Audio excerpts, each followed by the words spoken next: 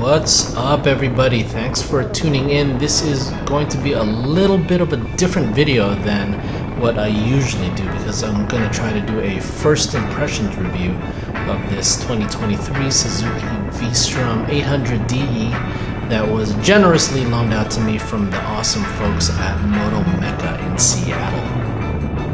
This bike is literally brand new, 2 miles on the odometer when they gave it to me, and it is pretty much completely stock. It does have crash bars, pannier racks, and a touring windshield, which I'm not a big fan of the look of the touring windshield. I prefer the stock smaller one that comes on the DEs, but I will admit that bigger windshield was nice, especially riding over from Seattle to Leavenworth. So before I fully get into it, just wanted to give a little bit of a baseline on me. I started riding adventure bikes off-road about 3.5 years ago. I am 5'7", 165 pounds without gear. I would consider myself a pretty good intermediate rider. My main bike is a Tenere 700, which I've been desert racing. I'll hit sand and whoops and a little bit spicier single track here and there without worrying too much.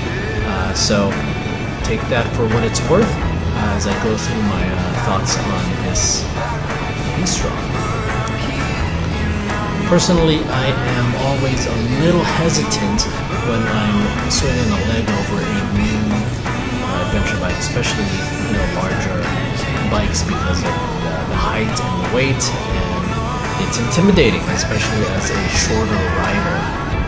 But when I first sat on this 800DE, it felt surprisingly approachable. I believe it's a 33.7-inch seat height, but it actually feels kind of narrow, so it's much easier to get your feet down with this compared to the stock Tenere.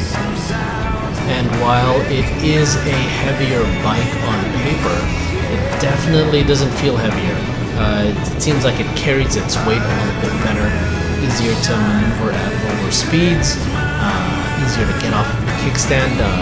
Just overall, it didn't feel as top heavy as the Tenere. And of course, the T7 is known for being very top heavy, which once again is something that can be very intimidating for newer riders. So the new V-Strom 800 is listed at about 83 horsepower and 78 newton-meters of torque, which is a little bit of a bump up from the T7.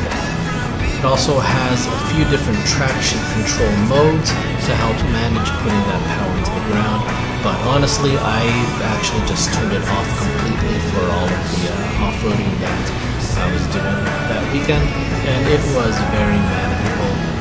I think if you have good throttle and clutch control, you'll be just fine. I was able to get the rear end to break loose when I wanted it to, but never felt that it was going to get me into any trouble.